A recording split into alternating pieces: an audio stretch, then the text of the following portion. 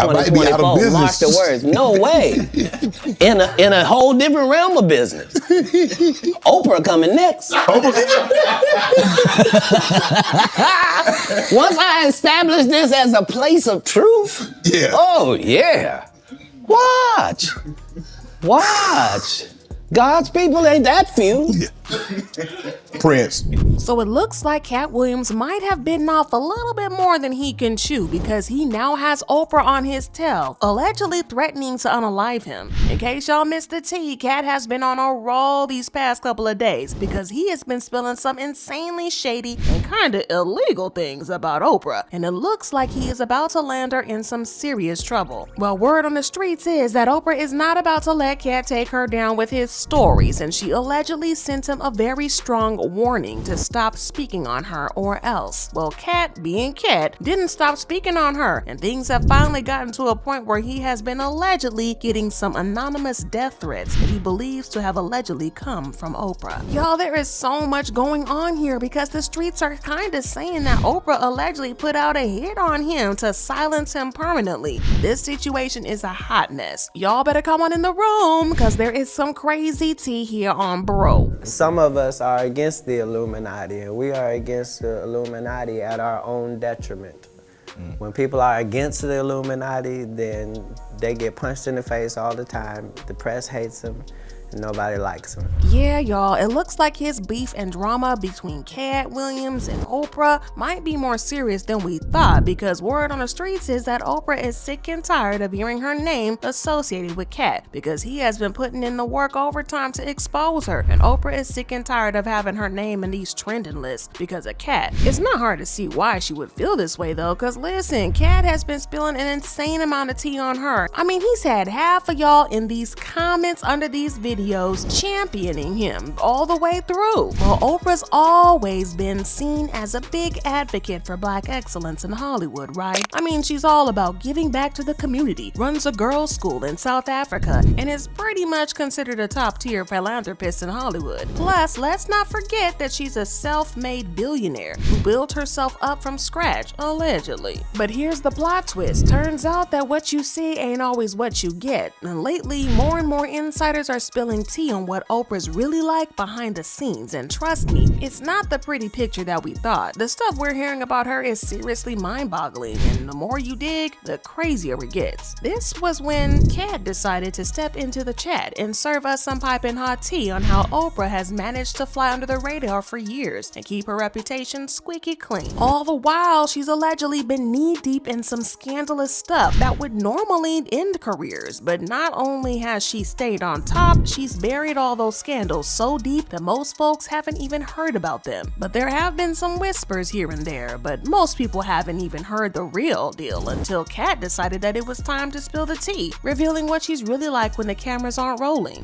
When you've got Katt spilling tea against you in Hollywood, you better believe it's a game changer. He's as fearless as they come, and Oprah found herself facing a storm she never saw coming. Now, the interesting thing here is that before Katt came, there were a couple of people who tried to come for Oprah and expose her, but she was so powerful that those revelations never really shook her image. Like I said, she was the most powerful Black woman in Hollywood and had friends in high places in the industry, so it wasn't hard for her to shut down the narrative that they may have been trying to paint her out to be. But y'all know that Katt is as stubborn as they come, and he didn't relent on spilling tea, which is why many people started to listen to him. I mean, he is literally one of the few celebs who have been bold enough to call out the Illuminati, as well as the movers and shakers of the industry, who also serve as gatekeepers. And over the years, Katt has managed to build up a strong reputation for himself as a truth teller who isn't scared to tell it as it is, so when he speaks, people actually pay attention to listen. But before Katt spoke up, we had 50 Cent, who had been putting his back into exposing Oprah, and even though he wasn't as successful as Katt in getting Oprah rattled, he still put the work in to speak out about Oprah and trying to expose her as a hypocrite. You gotta hand it to 50, the dude's the ultimate troll in Hollywood, and he never lets a beef slide and forgives his ops. Nah, definitely not happening. This guy stands firm, 10 toes down, and he's famous for holding on to a grudge for what feels like an eternity. Social media is his battlefield where he drags his opponents and takes Misstee to a whole new level. But here's the twist. Beyond all the trolling, 50 Cent's also got this side where he champions black justice. Yeah, it's messy, but he's also one of the first to step up when a black fellow artist is getting a rough deal in the industry. Check this out. He's even putting his money where his mouth is, pledging to donate the proceeds from his up-and-coming Diddy documentary to victims in South Africa. And let's not forget the times he's been the industry's unsung hero. When Monique got the cold shoulder from Oprah, 50 Cent was one of the few voices in the crowd showing her some real support. Then there's Taraji and her saga, where she spilled the tea about Oprah lowballing her for The Color Purple. 50 Cent was quick to offer her a role in his up-and-coming projects, promising he'd cough up what she's truly worth. Now that's the 50 Cent many folks might not know. Messy? Absolutely yes. But this side of standing up for what's right in the industry definitely needs some light shed on it. But back then, 50 Cent spilled the tea on Oprah, and it was a wild ride. According to him, Oprah has this history of intentionally throwing black artists under the bus, using her platform to paint them in a bad light. Take Toni Braxton, for instance. Back in '98, after Toni faced bankruptcy and Oprah set her up for some serious dragging. Now let's be clear, Toni wasn't spending lavishly and washing her money on some crazy luxuries. No, she got scammed by her financial advisors and made some not so great investments, which led her into debt. Toni was getting so much bad press over this that she decided to do some damage control ASAP to salvage what was left of her reputation. And what better place to do that than on one of the biggest shows, which was hosted by a fellow black woman.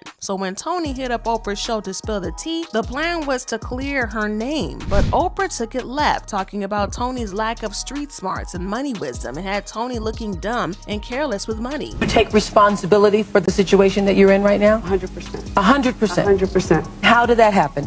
Because I allowed all my finances to become everyone else's finances. That's pretty much how I got here. The most important thing I learned is to trust and believe in myself, and don't put all your trust and belief in someone else when it comes to handling your money.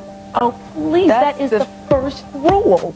I know, right? That is success 101. No, But wait, it gets worse. Oprah started clowning on Toni for going broke, and Toni grew up with a silver spoon because she grew up comfortable around money. And Oprah, well, she thought it was the perfect time to throw some shade. She mocked Toni about how she could no longer afford her usual designer clothes and her lavish lifestyle. Oprah went even as far as to ask Toni if she was planning to sell off her personal stuff to make a quick buck. B-R-O-K-E, broke? broke. Like broke? Like, no money. No money. Yeah. Like net worth what? Negative. Negative. Negative. She has filed for bankruptcy. Appraisers are now taking stock of her personal possessions, her baby grand piano, her Gucci silverware, her Porsche and Lexus. They're even counting her shoes and her Grammys. First of all, I didn't know Gucci made silverware. When you had Gucci silverware and baby grand pianos, and you're used to wearing $5,000 and $6,000 and $7,000 gowns at a time, and spending $500 on a pair of shoes. Man, telling a woman who was just facing bankruptcy and doing it on national TV? That's just downright nasty, and Oprah was way over the line with that move. Even though Toni managed to keep a smile on during the interview, you could see that she was uncomfortable as heck. But hey, she's a pro, so she had to play it cool on stage, grinning and bearing it. Well, the real talk went off stage though. As soon as Toni was out of spotlight, she did not hold back. She called Oprah out, laying it on the line about how Oprah pulled some serious shady moves during the interview, making her feel all kinds of uncomfortable. I mean, you watch those snippets and it's clear Toni wasn't vibing with Oprah's antics. That on-stage smile was just a front, and the second she got the chance, she made it known. Oprah crossed some serious boundaries and Toni was not having it. It's one thing to be a talk show host, but throwing shade like that to your fellow black woman? Absolutely not cool. She was so freaking mean to me. I was in shock. 100%. I couldn't believe it because I loved her so much. I admired her and looked up to her. And she pretty much reprimanded me.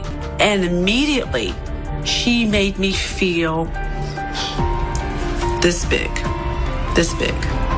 That moment completely changed my career. It made people look down on me. Well, years Years later, Monique brought up this moment when she was fighting against Oprah. She wrote, "If you think Oprah only demeans black men, it's because the black woman has been made virtually invisible. See for yourself with our sister Tony B, in case you forgot or never knew." And speaking of Monique, can we please talk about how Oprah pretty much tried to ruin her career? According to Katt Williams, Monique is a prime example of Oprah flexing her power and trying to take down her enemies. In this case, Monique didn't just face Oprah's wrath, but she got hit hard and her career took a beating. Monique was on the fast track to becoming a powerhouse in the industry when she hit a roadblock when she found herself on Oprah's bad side. Now rewind to 2009 when Monique starred in Oprah's movie Precious. This movie was backed by Oprah and Tyler Perry, two seriously loaded black powerhouses in the industry. You'd think they'd toss Monique a fair paycheck for her stellar performance, right? No, they decided to lowball her, paying way less than she deserved. But Monique took the deal, rocked an incredible performance, and left us all with goosebumps. Precious became a massive hit, prompting Oprah and Tyler Perry to organize the press tour to ride the success wave even longer. But Monique wasn't vibing with this impromptu press tour idea. She had already done her part and fulfilled all her contractual duties, and suddenly Oprah and Tyler Perry dropped the press tour bomb on her. Monique wasn't having it, and this unexpected move left her feeling blindsided. Oprah might have been the queen of talk shows, but in this case, it seems she was playing a different game, and Monique's career took the fall. Monique was excited to finally chill and spend time with her family after months of filming and promoting Precious. It was her time to kick back and relax, and she wasn't exactly thrilled about hitting the road again. After some back and forth, she reluctantly agreed to hop on the press tour Oprah and Tyler Perry had in mind. But, and there's always a but, Oprah and Tyler weren't feeling generous with the cash. Instead of the usual deal where actors get paid during press tours, allegedly Oprah decided to be tight-fisted and drop the bomb. They expected Monique to foot all the bills, flights, hotels, glam squad, food, you name it. Now that's not how things usually roll. Typically these costs are covered by the production team. And here's the kicker. Oprah did not only underpay Monique for Precious, but now she wanted her to dig into her own pockets for press tour expenses. Talk about a double whammy. Well, when Monique put her foot down, as any sane person would, allegedly Oprah flipped out. Instead of acknowledging the messed up situation, Oprah started throwing shade and using her influence to tarnish Monique's image. One moment she's the brilliant actress from Precious, and the next she's labeled as difficult to work with. It's like Oprah hit the switch on Monique's reputation, all because she dared to stand up for what was right. Oprah even spread some of the rumor on her own when she had an interview, and she said, "It's a law that if you meet negative with negative, you will just have a combustive negative force of energy.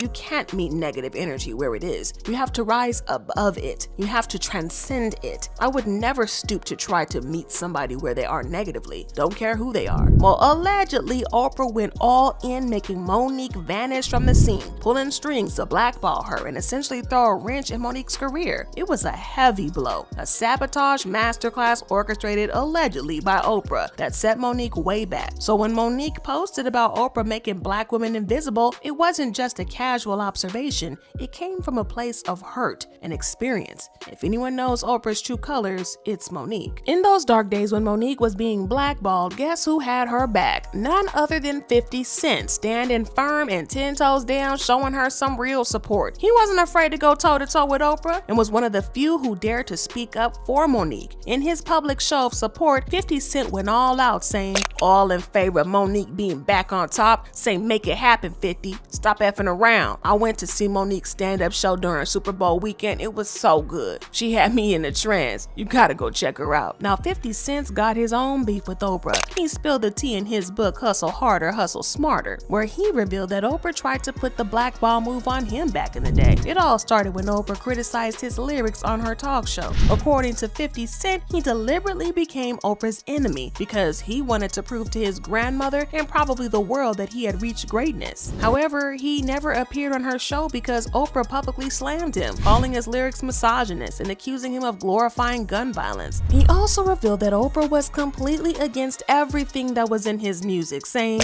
"She ain't never going to have me on that show. I'm never going to reach that platform," which is confirmation of you being a huge success. So I just said, okay, if we can't be friends, then at least let's be enemies. Okay, so then after all that drama, 50 Cent decided to bring out his inner troll and name his dog after Oprah Winfrey and his cat after Oprah's BFF Gayle King. I mean, that's some next level pettiness, but hey, this is 50 being 50, right? right? Now that's the backstory to why 50 Cent is on his mission to expose Oprah. But unfortunately, this didn't work out that well because according to Katt, Oprah managed to kill this expose before it saw the light of day, and that's why many people didn't hear about all that drama. Now Dave kicked things off by shedding light on Oprah's super manipulative side. Turns out she's been using her platform for years to throw shade at black artists for no good reason. One of the victims in this Oprah narrative is Ludacris. Picture this, Ludacris was on Oprah's show doing a press run for the movie Crash that he was in at the time. All was cool until Oprah decided to switch gears during the interview. Instead of talking about the movie and Ludacris's role, she starts grilling him about his music and why he uses the N-word. Ludacris wasn't vibing with the sudden change, so he called her out on a radio show. I was there for Crash for the movie. Yeah. And basically she said something about not agreeing with my music, but she thought I did great in the movie. And of course I was up there with the whole cast of Crash. Mm-hmm. And so I didn't necessarily felt like that needed to be said. You know, you didn't agree with my music. And even if you don't agree with certain songs I made, say this, you don't agree with certain songs, don't say you just don't agree with all of my music. Right.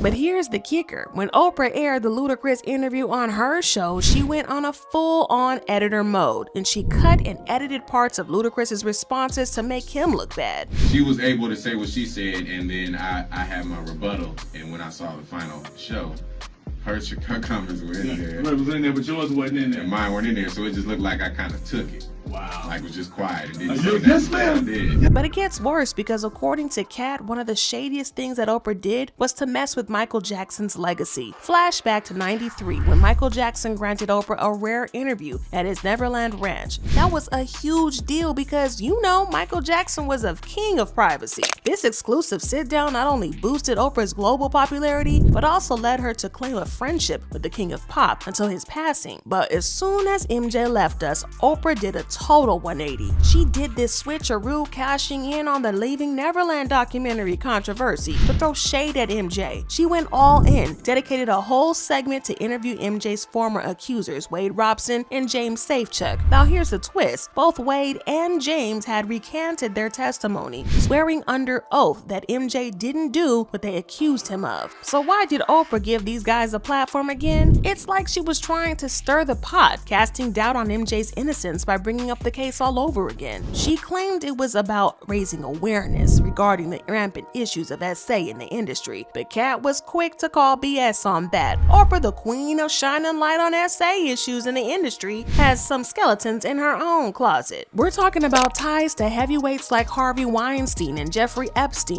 Yeah, you heard that right, the Steens. She was buddy-buddy with both of those guys, and the rumor mill keeps churning whispers that she might have known about their shady activities way before it all blew up. So let's just pause and wrap our heads around all of this. She kicks it with these SAers, allegedly aware of their questionable actions, but suddenly becomes the champion for SA victims? It's like the call was coming from inside the house, but she's got some selective hearing. You'd think that someone who's so loud about shedding light on these issues would be the first to call out her own pals. But nah, when it comes to her inner circle, she's suddenly mute. It's like she's playing a game of selective outrage, only ready to put on her activist hat when it doesn't hit too close to home. Y'all, the contradictions are real, and it's a head scratcher trying to figure out what Oprah's real stance is on the matter. It's like she's got an ignore button when it comes to people under the spotlight. Well, 50 Cent also pointed out Oprah's hypocrisy, saying, "Don't understand why Oprah is going after black men. No Harvey Weinstein, no Epstein, just Michael Jackson and Russell Simmons. This is just sad." Gail hit R. Kelly with the Death Blow documentary. Every time I hear Michael Jackson, I don't know whether to dance or think about the little boy's butt. This documentary is publicly convicting their targets and makes them guilty till proven innocent. Now, if you're wondering why Oprah is coming for Katt and not 50 Cent and Dave Chappelle, who've been calling her out for ages, there's a simple reason. See, the things that 50 Cent and Dave Chappelle exposed her for were shady but not illegal. I mean, her blackballing back artists was bad, but she can't get into legal trouble for that. But Katt's revelations are walking that very thin line line between legal and being illegal. It's a very gray area, and it explains why she was so desperate to silence the issue and get people to stop talking about the situation. I remember in 2020 when there were rumors that Oprah's house got raided on suspicions of her being involved in alleged trafficking ring. Well, she denied the allegations and tweeted, "Just got a phone call that my name is trending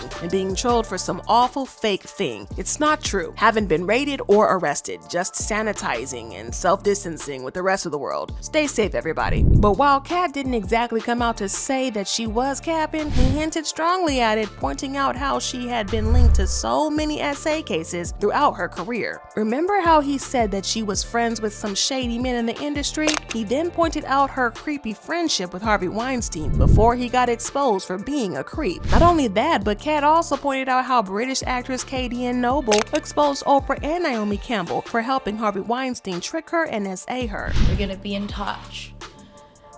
And he was with people in which I admired dearly. He was with Naomi Campbell, he had Oprah Winfrey there with him, who entered the room and was swinging off his arm and just seemed like a very dear friend.